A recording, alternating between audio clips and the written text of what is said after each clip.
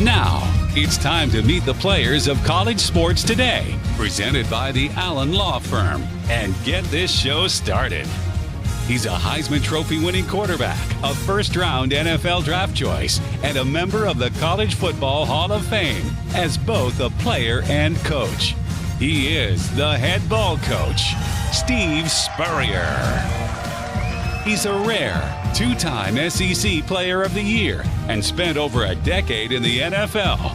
Ladies and gentlemen, Shane Matthews. And presenting the host of the show, with over 25 years of sports broadcasting experience, Terry Norvell. Coming to you from the Future Home Loan Studio inside Spurrier's Gridiron Grille. It's time for College Sports Today with Spurrier, Matthews, and Norvell. Presented by the Allen Law Firm.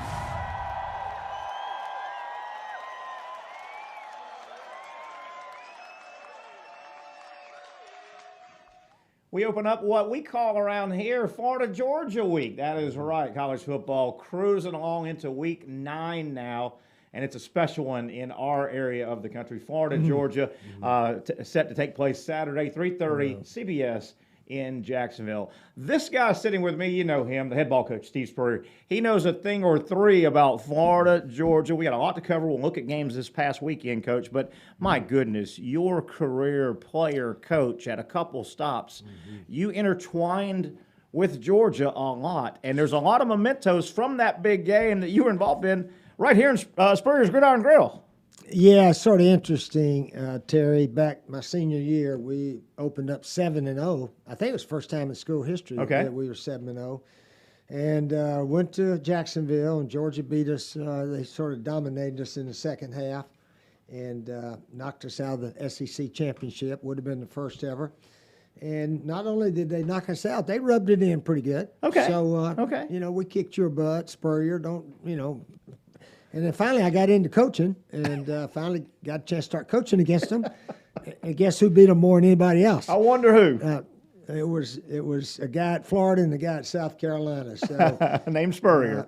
Yeah, it was interesting. What was your record against them as a coach? You had double dip, right? Florida and South Carolina. Well, it was 16-7. 16-7 as a coach. Wow. Shug Jordan at Auburn had won 15. I think he was 15-15 in his 30 years at Auburn. But we nudged them up there 38-35 in 2014, and that gave me one more win over the Bulldogs than anybody else. So anyway, I've been trying to get even with them ever since college. I don't know if I'm even yet or not, but I tried. I know, Coach, as I go around, obviously we broadcast. Well, number one, let me thank our title sponsor. You see the great logos, the Allen Law Firm in Gainesville and Ocala, serving clients all over the state of Florida. And, of course, we are inside the Future Home Loan Studios here inside Spurrier's Gridiron Grille. Coach has his own podcast room where we're at here.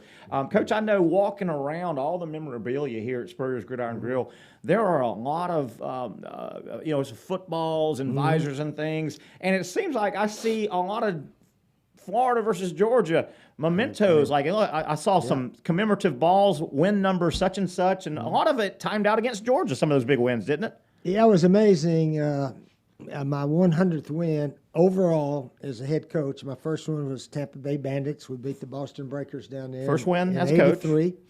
And then the 100th was actually in 94. We beat Georgia here in the Swamp when they came here. And that was my 100th win overall as a head coach. And then my 250th overall was when South Carolina beat Georgia up there in South Carolina, Columbia in 2014. So now why it hit, and then another one as the Florida head coach. Okay. The 100th win in 1999 was against the Georgia Bulldogs. Yeah. Now I don't know how all that happened, but when you finished coaching, you look back, and of course, so they gave me those game balls right after that game. Sure. And at the time, I didn't know it. And now looking back is just sort of amazing that 100, 250. Beating Georgia popped up. 250, 100 overall, and 100 as a Florida coach. Those are big wins. And then as the winningest coach, I got that game ball also. Those are big wins, Coach. Florida-Georgia week. It's just different, isn't it? It's just different if you're the coach, if you're the player for either Florida or Georgia. Talk about Well, it was a little bit for me because they used to own us, and they beat us pretty regularly when I was a player and even later on. And then certainly 1990 on, we were able to beat them 11 out of 12, and I think Coach Urban Meyer beat them 5 out of 6 or something like that. So we turned the table on them. I don't know what we've been in the last 8, 9 years or so forth, but it's always a huge game. It's Florida, Georgia. It's I think our biggest rivalry historically. Some people say FSU, but we hadn't been playing them since 1960s, right in there.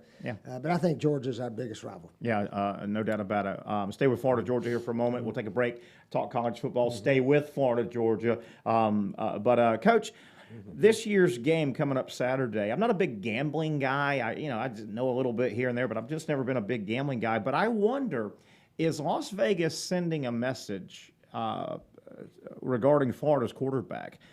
I know yesterday the line came out, the point spread line, and Georgia's favored by 14.5. Not much of a gambling guy, but I know I expected that line to come out 18, 19, 20, really? 21. That's what I expected. My theory, I wonder, Vegas knows a lot. I think 14.5 is a low number. I thought it was. I wonder if Vegas knows Florida's going to play Richardson. I wonder if is that a message? I wonder that Florida will keep it closer if they play Richardson. Maybe I'm reading too much into that. I don't know. Yeah, I don't know either. Yeah. I don't know, but I mean we got a chance to beat them. Sure. We just got to play very well, and but it's sort of unusual. We're not even ranked right now. Florida and Clemson are not ranked, and it's been a long time, I think, since we weren't in the top 25. God, I think that I know of. We were talking pre-show here as well. Clemson, Florida, LSU. I mean, you're talking 2 years ago. They were the toast of college football. None of those are ranked. None of those. Yeah, it is unusual. Are ranked. But if we beat Georgia, we'll get back being ranked, I think. Yeah. So big, huge game, Florida, Georgia, coming up in Jacksonville, 3:30. That is the CBS game, 3:30. Huge game for Georgia. My goodness, this is Coach. The way it's played out. Number one, Georgia is really good. Okay, at the first half of the season, we all know that Georgia's really good. It seems like everything's kind of falling Georgia's way this year too. It's gotten to the point where it's almost national championship or bust for Georgia. I mean, things are rolling right in their favor. The clear favorite right now to win the national title, Georgia. Yeah, they would be favorite right now, but a lot can happen, obviously, between now and then. So they got a long way to go. And, Auburn, Alabama, they're going to be right there knocking on the door.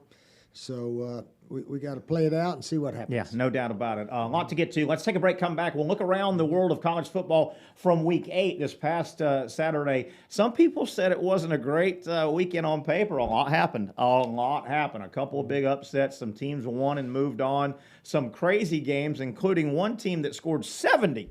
Wake Forest put a 70-burger up. I tell you, it was not great on paper maybe, but it was a fun weekend in college football. It always is. Break time here. Coming back with the head ball coach, Steve Spurrier. Any questions, comments, or thoughts, feel free to drop them on the Facebook Live comment section. We'll get to those. It is College Sports Day, presented by the Allen Law Firm, coming to you from the Future Home Loan Studios.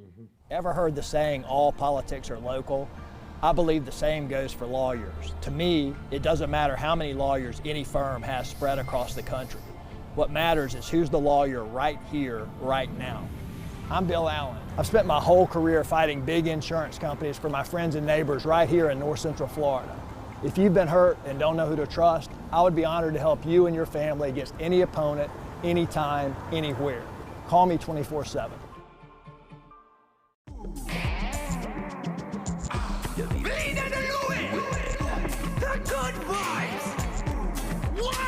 All the good vibes we've had, we'll have again. All the good vibes we've had, we'll have again. All the good vibes we've had, we'll have again. All the good vibes we've had, we'll have again. Taste the islands and every drop of Vida de Luis tequila. 100% blue agave from Tequila, Mexico. Good vibes. All the good vibes we've had, we'll have again. All the good vibes we've had, we'll have again.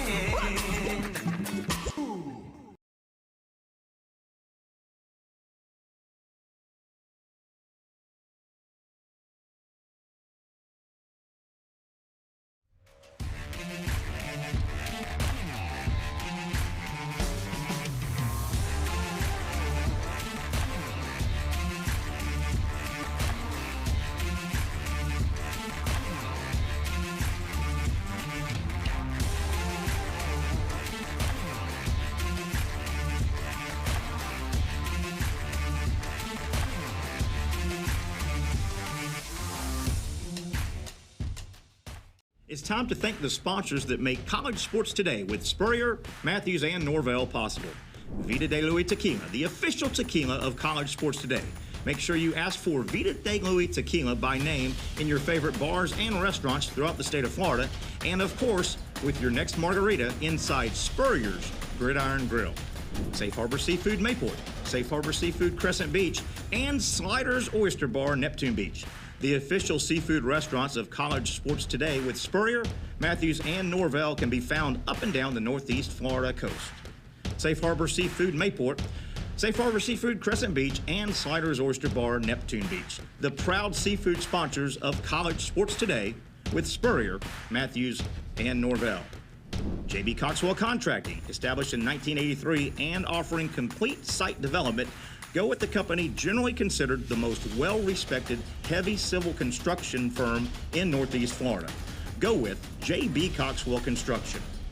For advertising information to get your business on college sports today with Spurrier, Matthews, and Norvell, simply shoot me an email, tnsportsjacks@yahoo.com. Again, shoot me, Terry Norvell, an email, and I'll get back with you. That email address again, tnsportsjacks@yahoo.com. Welcome back, College Sports Today, presented by the Allen Law Firm. Boy, any accident you or somebody you know has been involved in, boy, I hope that doesn't happen. But if it has, or if it did, if you've been injured, contact the Allen Law Firm. The easiest way to get through to the experts over at the Allen Law Firm, pick up your phone, hit pound ES. Pound YES gets you right through. We also want to thank Future Home Loans, our studio sponsor. By the way, a big Veterans Day event coming up. A couple weeks. Obviously, Veteran Day is November 11th. Future Home Loans is a veteran-owned company. They are throwing a fun happy hour on Veterans Day up in North Florida at the Lemon Bar in Neptune Beach. Any veteran in the area, come by, and I'm going to drop by. Really a good event. They're very community involved, are the good folks at Future Home Loans. I'll tell you more about it as we get closer to Veterans Day. Florida-Georgia Week, this guy, Coach Steve Spurrier, great perspective as a player, as a longtime coach in the Florida-Georgia game. Coach, will keep some Florida-Georgia talk, obviously, heading into the game, but a fun weekend. This past Saturday, a couple more teams, including Oklahoma, including Cincinnati, that had near misses. Boy, Oklahoma, another tough game. They were down 10 at the half. Kansas played them off their feet. And, the better athletes finally won, but hell of a game by Kansas. Yeah, I watched about the whole second half anyway. Once I heard the score, we were flipping around. And then they showed the Oklahoma players before the game sort of laughing and giggling and jiving around. And then all of a sudden they're down 10-0. And the play of the game, I thought, was Oklahoma got the second half kickoff, and the kid got hit and fumbled. The ball was right there. And Coach, Kansas player had a great chance to get it. He just missed it. There. He missed it, and the Oklahoma player got it back, and they went on and scored. First drive of second half. First drive, second half. And I said that could be a huge play there. How Kansas didn't get that ball. It was sitting there for them. Oklahoma scored every possession, and they made both their fourth downs. Yes, they did. And, these coaches that punt on 4th and 1, I thought Tennessee, any chance to beat Alabama, they had 4th and 1 on about their own 40 or something like that. You go for that. Gotta go for it. You got to go for that. You're the underdog. Yeah. You don't have a defense that can stop hardly anybody, and you punt. And actually, Arizona, I watched the Arizona game this past week against Washington, and Arizona had a 16-7 lead and 4th and 1 on about their own 35. And they punted, and then Washington went and scored and sort of got momentum. You got to want to win, don't you? You got to make those 4th and 1s. Yeah, it's good for you if you can make them. And you got to want to win. I think, particularly at this point in the season, we just crossed halfway. Tennessee scuffled a little bit. They've gotten it together a little bit, but it's not going to be a championship season. Go out there and try to win that game. Try to win it. Yeah. Go try. Make some fourth down. When we, South Carolina, we beat Alabama, we had a touchdown lead in the fourth quarter, and we had 4th and 1 at midfield, and it was about half a yard. And we got in some kind of funky formation and ran a quarterback sneak and got it. Yeah. And then we're able to run off about 4 or 5 more minutes and actually score a touchdown to put it away. So, if you've got possession, you got a chance for the upsets. One of the 4th downs you made reference to was that Oklahoma. Oklahoma went for it on 4th down, 4th and 1, 1.5. Kansas looks like they make the stop. They knocked the running back backwards. It looked like forward progress was stopped, and that was when the Oklahoma quarterback, Caleb Williams, takes the ball from his own ball carrier, and scores. Coach, if you were watching the live broadcast of it, as I was, Robert Griffith was on the call. The guys in the booth had no idea. They thought they were saying forward lateral. The minute it happened, I think I had it right. It happened behind the line of scrimmage. You can do that behind the line of scrimmage. You can't do that across the line of scrimmage. You can't take the ball in front of somebody. Correct. So the guys on the broadcast were all mixed up. It took 5 minutes for them to figure it out, but it was legal because it was behind the line of scrimmage, right? I thought the runner's forward I did progress too. had stopped, and he was going backwards. I did too. And he took it away there. I'm just wondering if a Kansas player had taken it away as he was going backwards, would that have been a fumble? Yeah, but it was 4th and 1. Yeah. So There was a play. I mean, two things really went against Kansas. A, you thought the whistle should have blown for forward progress, and B, it's such a weird play. It's legal though because it was behind the line of scrimmage to take the ball. It was almost like the Kansas players kind of went when he was taking it like. And then he got the first down. That kid's special. He makes special plays. Because Kansas had another player there, went right past the quarterback. Yeah.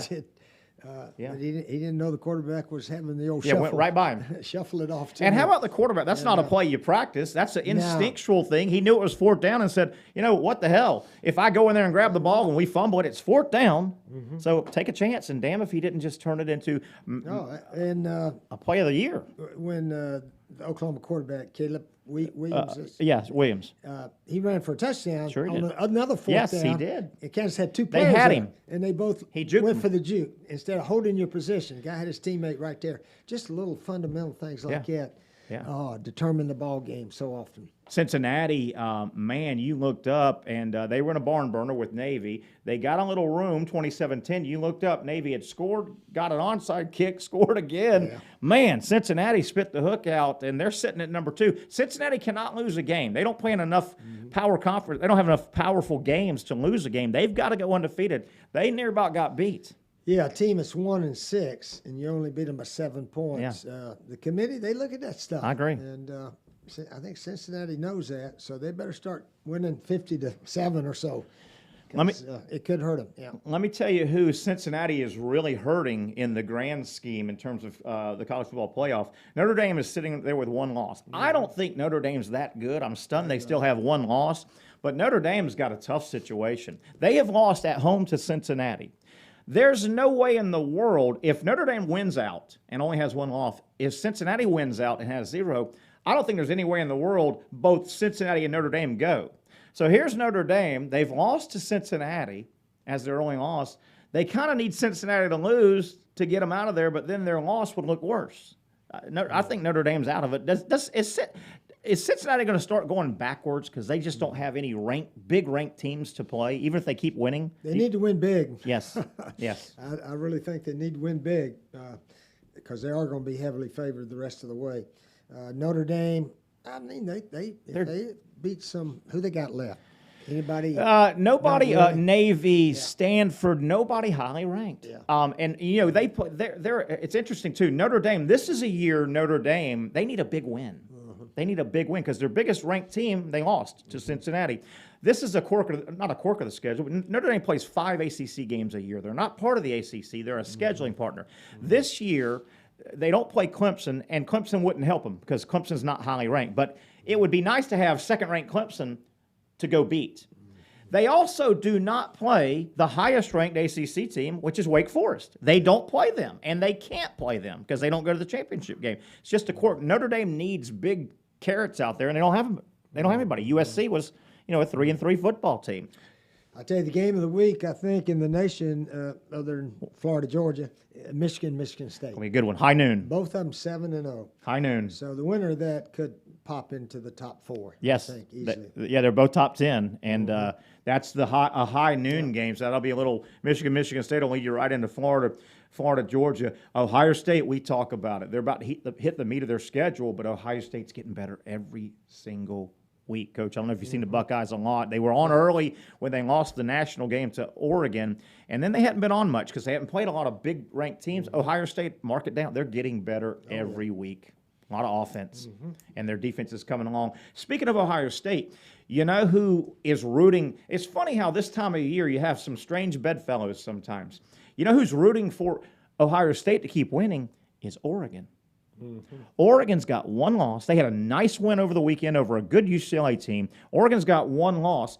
They want Ohio State to keep winning as well because Oregon beat Ohio State in Columbus with two of their five-star defensive players. Thibodeau, the star player for Oregon, did not play in that game. The more Ohio State wins with one loss, the better it is for Oregon, Coach. See where I'm going with that? Oregon, how could you, if Ohio State runs the table and wins the Big Ten, and they've got one loss, if Oregon runs the table, wins the Pac-12 with one, how could you put Ohio State in and not Oregon?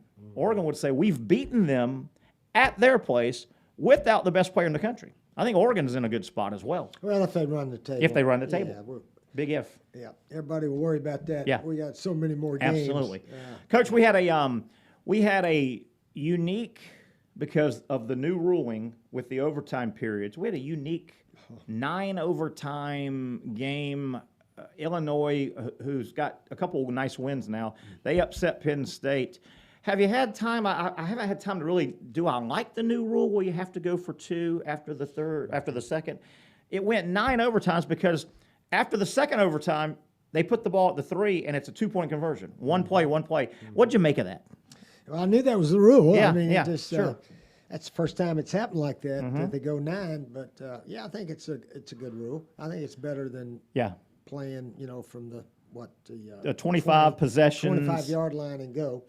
So usually it happens quicker than that, but neither team can make. And that's an oddity, right? Yeah, that's right. That'll end after 1 or 2 more. I think and so, Coach, that's usually. a safety rule, right? They put that in. You can't have guys going out there because if you get those possessions from the 25, you may rack up. A team gets a couple first downs. You're defending 8, 9, 10 more plays. 8, 9, 10 more plays. And then your guys are playing 100 snaps. So it's a safety rule, but that is a one-off, right? It will work. It will work better than that. Right, in the future, I think. Don't you agree? And then, it took so long. Everybody's sitting in the stands for 5 hours because one coach wants to play on this end of the field, so they do 2 there, and then they come down to the other end.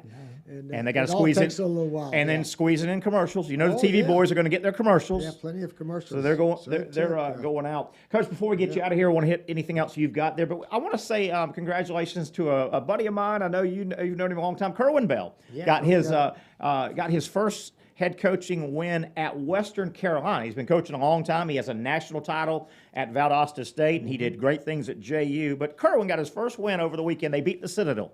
Yeah, excellent win for Coach Kerwin at Western Carolina. The Catamounts. Yeah. It's not an easy place to recruit to and so forth. But and Appalachian State had a big win. Yes, they did. They got Coastal, didn't they? Yeah, they beat Coastal.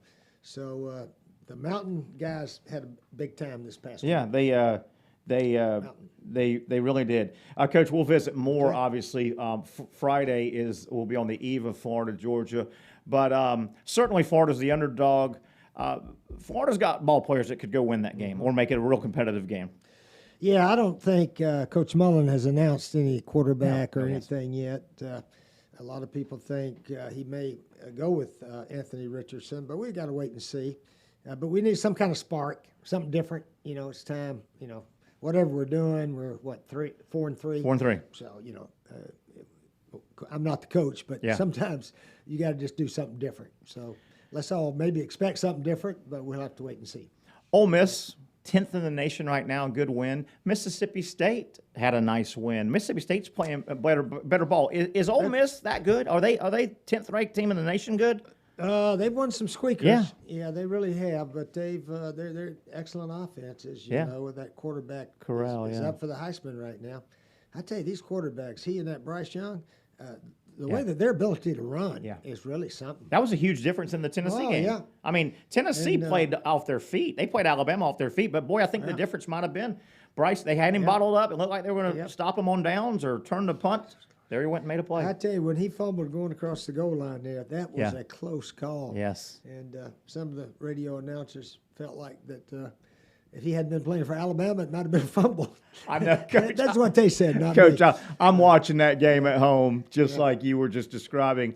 And I can say it. Maybe you shouldn't say it. But that ball gets loose, and I'm thinking, It was close. I'm thinking at the goal line at night in Tuscaloosa, there ain't no way in hell that's going against Alabama on that call, you know. Yeah, it was. It was close. It looked like it was coming loose, didn't it? And then they charged Heupel a timeout. Yes, they did. Yes, they did. He got a little upset about it, but anyway, that was just one of many big plays in the We'll, game. we'll get you out of here, Coach. As I understand it, I think this is tradition. You and a bunch of Gators will go Friday to a special golf tournament. Danny Warfel. Talk about it. Friday Actually, before Florida, Georgia. In what, Sea Island? Danny Warfel's Desire Cup. A bunch of former Georgia and Gator players play golf up there, raise a lot of money for Desire Street Ministry. So we'll be up there Thursday night. I think Coach Dooley comes all the time. So that's a wonderful event, and really appreciate all the paying customers who come to that. And Shane will be there. You'll be there. And then you're going to Florida, Georgia, I believe. I'm scheduled to go. Yeah, you go head over. I'll be over there as well. Watch that one. Yeah, so good. Sounds good. Safe travels. We'll catch up with you probably a week because obviously you will not be on with us Friday because you'll be at the that wonderful event benefiting Danny Warfel's foundation. So Coach Spurrier back on Monday, but we'll be back here on Friday at 11 a.m. We'll let Coach go. I'll come back, wrap up some other things in and around the world of college football, and kind of peek ahead to Week 9. That and a whole lot more. It is College Sports Today. Ever heard the saying, all politics are local? I believe the same goes for lawyers. To me, it doesn't matter how many lawyers any firm has spread across the country. What matters is who's the lawyer right here, right now. I'm Bill Allen. I've spent my whole career fighting big insurance companies for my friends and neighbors right here in North Central Florida. If you've been hurt and don't know who to trust, I would be honored to help you and your family against any opponent, anytime, anywhere. Call me 24/7. The good vibes. What? All the good vibes we've had, we'll have again. All the good vibes we've had, we'll have again. All the good vibes we've had, we'll have again. All the good vibes we've had, we'll have again. Taste the islands and every drop of Vida de Luis tequila. 100% blue agave from Tequila, Mexico. Good All the vibes. good vibes we've had, we'll have again. All the good vibes we've had, we'll have again.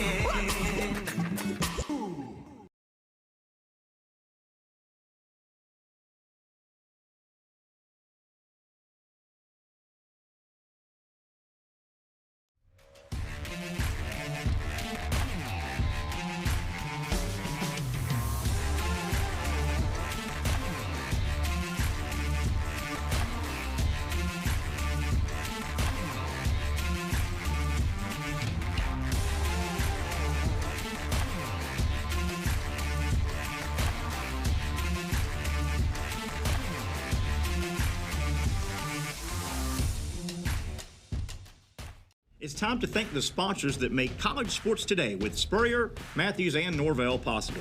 Vida de Luis Tequila, the official tequila of College Sports Today. Make sure you ask for Vida de Luis Tequila by name in your favorite bars and restaurants throughout the state of Florida, and of course, with your next margarita inside Spurrier's Gridiron Grill. Safe Harbor Seafood Mayport, Safe Harbor Seafood Crescent Beach, and Sliders Oyster Bar Neptune Beach.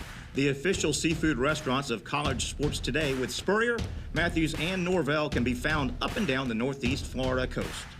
Safe Harbor Seafood Mayport, Safe Harbor Seafood Crescent Beach, and Sliders Oyster Bar Neptune Beach. The proud seafood sponsors of College Sports Today with Spurrier, Matthews, and Norvell. J.B. Coxwell Contracting, established in 1983 and offering complete site development. Go with the company generally considered the most well-respected heavy civil construction firm in Northeast Florida. Go with J.B. Coxwell Construction. For advertising information to get your business on College Sports Today with Spurrier, Matthews, and Norvell, simply shoot me an email, tnsportsjacks@yahoo.com. Again, shoot me, Terry Norvell, an email, and I'll get back with you. That email address again, tnsportsjacks@yahoo.com.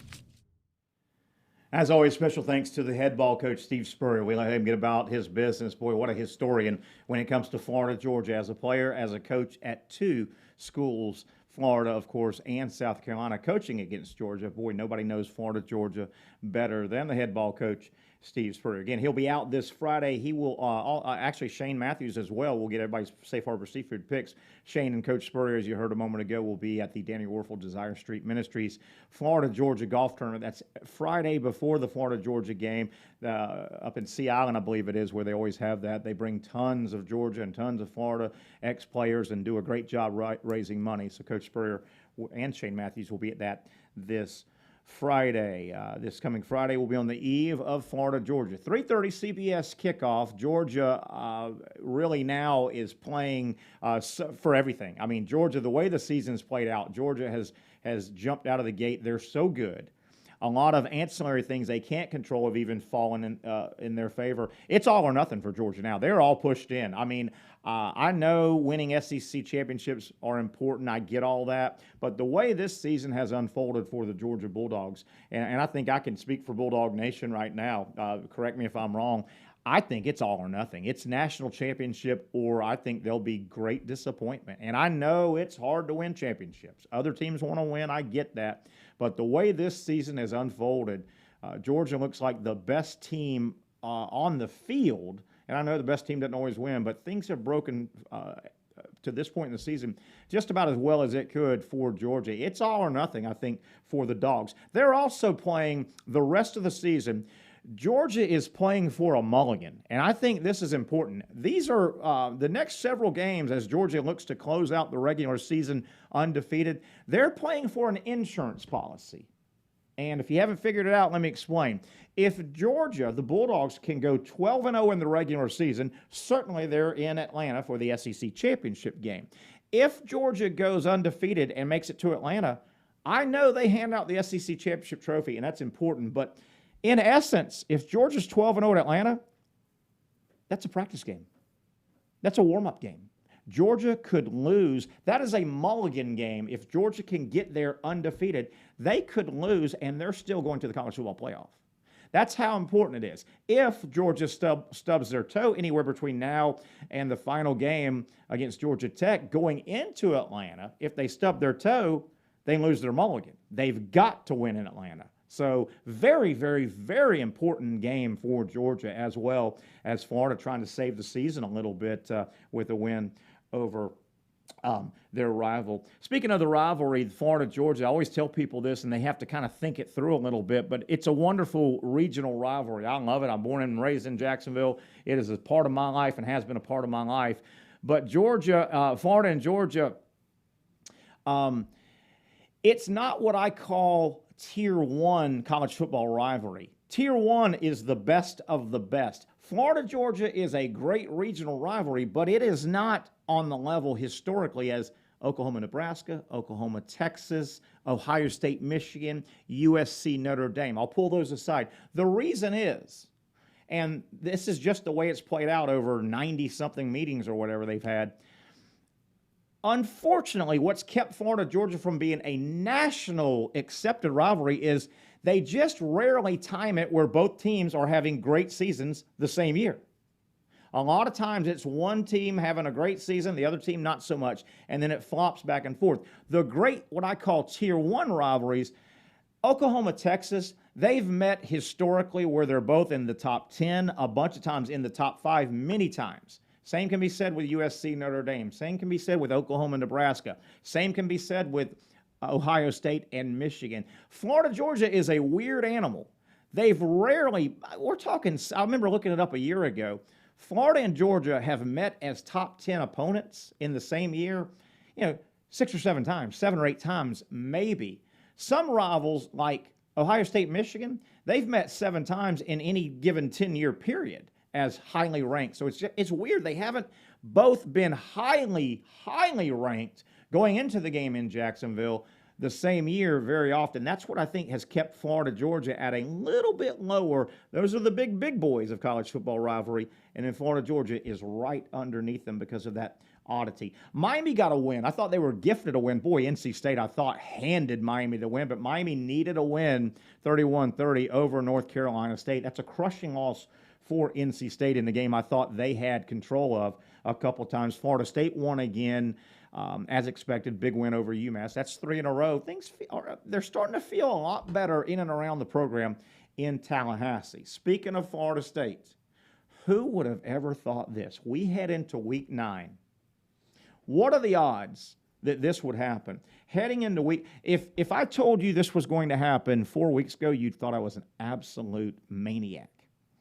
Do you realize heading into week 9, this coming Saturday's college football slate, Florida, the Gators, are a bigger underdog against Georgia at 14.5 or so that it came out. Bigger underdog than Florida State is at Clemson. Florida State's like a 10-point underdog. I think Florida State has a crack at winning that game at Clemson. I also see a lot of similarities between Florida State at Clemson Saturday and then Florida State at Florida several weeks later in November. I see a lot of similarities. Watch Clemson coming off the loss. Have they cashed it in? They've benched DJ. Has Clemson cashed it in? That'll be the same kind of question we'll ask late November when Florida State rolls into Gainesville. Florida may have thrown in the towel. Now, I know there's a lot of football. I'm just saying there could be some similarities. But how about Florida being a bigger underdog week 9 against their big opponent, Georgia, than Florida State is at Clemson? Had you said that 3 or 4 weeks ago, people would have locked you up. A lot happens. College football really can change with a quickness, and we see that all the time. That'll just about wrap it up. Again, thanks to Coach Steve Spurrier. If you missed it, check it out on our archives section of Facebook Live, and or I know the podcast folks, you'll be consuming this after we get off the air, but you can go back and catch the podcast archives as well. Coach Spurrier had some great comments about his days as a player and a coach in his Florida-Georgia games. That'll wrap it up. Thanks to everybody watching, all of our great sponsors, including the Allen Law Firm, of course, our title sponsor, and Future Home Loans. I'll tell you more about that special Veterans Day happy hour in North Florida as we get closer. I will be sure to do that. For our producer, Evan Miller, I'm Terry Norvell. Thank you very much for your time, for watching and listening here in the future on the podcast. We'll get back together Friday on the eve of Florida-Georgia, Friday, 11 a.m. for the next edition of College Sports Today.